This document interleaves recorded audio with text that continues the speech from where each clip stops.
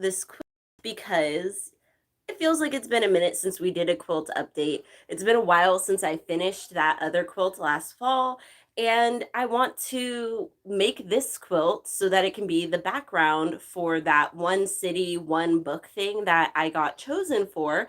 And since it's going to be on Zoom, I thought it would be really cool to have a background that is relevant to what I'm doing. So that's why I went ahead and started to continue with a quilt I've already done.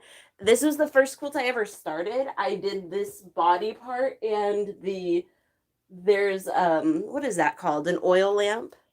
Let me see if you can see.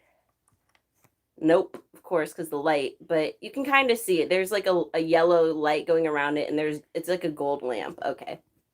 That's really pulling my quilt having it up there, but I like to have my quilt on the wall, so it is what it is. All right, so I made these 12 prayer flags. That's what's up above her head right here. So that is the next part of this quilt, but I have, sorry, let me open up my little terrible sketch. My sketches are so juvenile. They're pretty funny, but you know, they work for me. I know what I mean later. And it looks better on the quilt than it did in my little sketch. Here, I'll show you my sketch.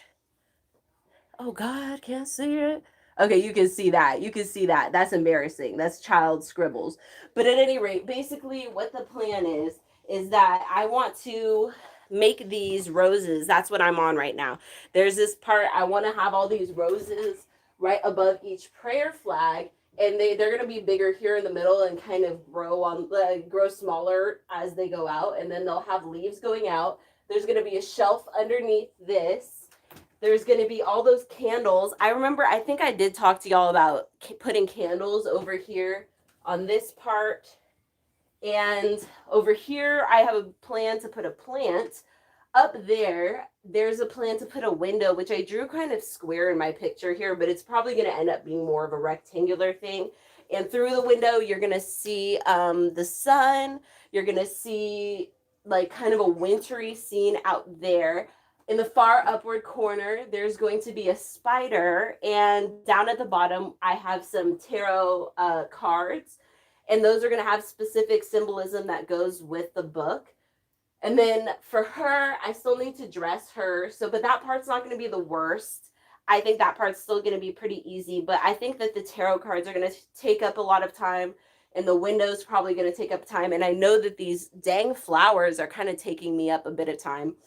But if you'll notice, this one, I'm using a lot more crochet stuff instead of just using lots of different fabrics and sewing them on. I think that was fun to do, but I did want to use more crochet and incorporate more crochet.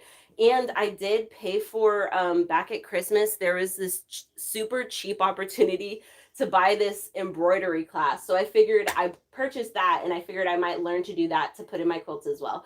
But yeah, basically that's what I'm doing. I'm just making these flowers, these roses to put above each of the prayer flags. And then after that, I think I'll probably do the candles, but I don't know. It will just depend on what I feel like and what fabric I can find. So at any rate, that's basically what I'm up to with this quilt, and hopefully I'll be able to have it finished by March 8th so that I can have it hanging behind me for that whole thing that's going to happen. All right, it was a quick one. May your ancestors and spirit guides be with you at every crossroads, and I will see you next time. Bye.